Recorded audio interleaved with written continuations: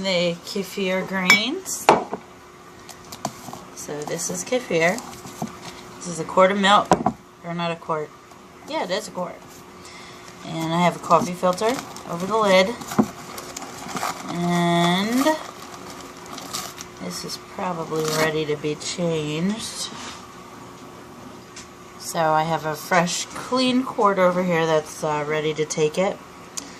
And now we're going to pour it out. You'll see what it is. This is about 16 hours old.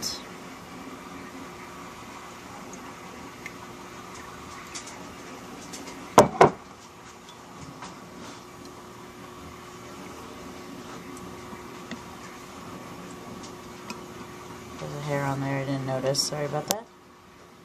Let me adjust the camera just a bit. Ooh! That was almost bad business. I'm going to stick it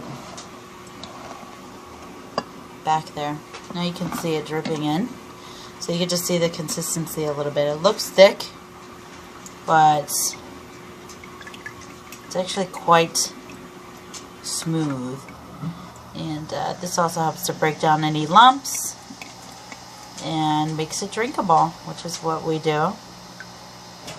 The more weight you put on it, the faster it strains, and you'll usually find your kefir grains hanging in, let me move this over, hanging in the bottom of the jar this way.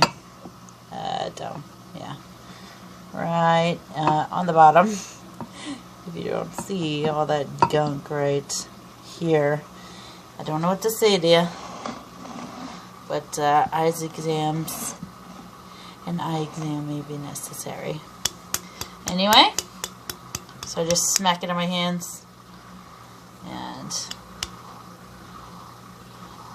try and make sure I get all the grains out, which some of them invariably stick to the side. Now there's still some left, so I just shake, shake, shake, shake.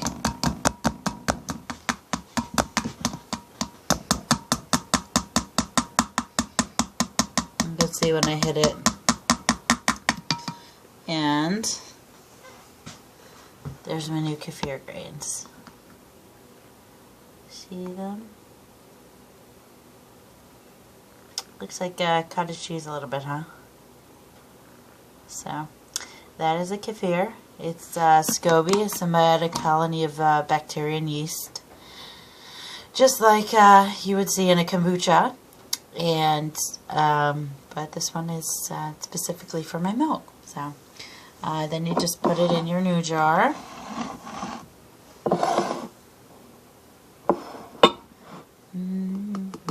I don't change this every day. Probably change it maybe twice a week. It's really not necessary unless it gets really messy. So. Alright, and then I just take the new milk and pour it, oops, in here. But before I do that, I want to make sure that I'm getting all of the leftover grains that you see on the side of my jar out. So I just take a little bit of milk, pour it in. This is just traditional whole milk from the store. It's not organic or anything. I don't really have the budget for organic milk, and at this moment, so it'll, you know, it all comes in time. So, and then I just take my strainer and hold it back over here, because any leftover kefir can go in there. I don't mind. And it also gives you an idea of how many grains were left over in the jar. So. Oh, I'm slipping. I almost lost you there for a second. Anyway, it gives you an idea of how many are left. So I'll go through it one more time. Clean it out. Swirl around. I'm right-handed. I don't know why I always shoot on the right-hand side, but okay. So now this is it's clean. There's no more things in there. So let's get an idea of what was left. You also get to see your newest members of the family. You see all of them? Anyway, takes a little schmicking to make sure they get in there. And that's it. So then you just take this kefir right here with the grains, the jar, and you're going to fill it the rest of the way. 1, 2, 3, 4, 5. I don't want to fill it too full because it just won't fit in my container like that. And then I'm going to take the coffee filter. I'm going to stick it right back on top. Actually, some of my grains are hanging out up there. Okay. My hands are clean, BTW, which means by the way. And then, so I stick the coffee filter on top and put my band on. I love mason jars because of the secure bands. So you can just basically get any kind of white cloth, or I love coffee filters because I don't drink coffee and I've got a pack of 300 of them for $1. So come on now. And then anyway, you just let this sit out, and there's no way any kind of fruit flies or anything will get in there. So I let this sit for no less than 24 hours.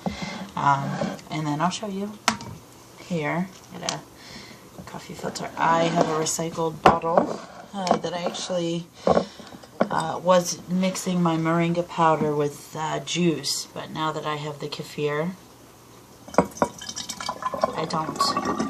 So I just fill the container with it, and this is going to fit perfectly. Now I only drink 8 ounces in the morning. I really don't. I just dropped the lid, excuse me.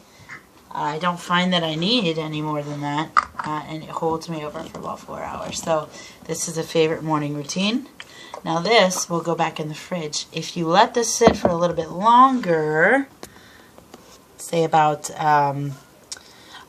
what did I do, 24, 48, about 48 hours I think, you'll get kefir cream cheese. So you just strain the whey out, which basically involves gravity drip, and I put mine in coffee, or in a clean white pillowcase, and I let it drip, and it's got this real thick cream cheese consistency.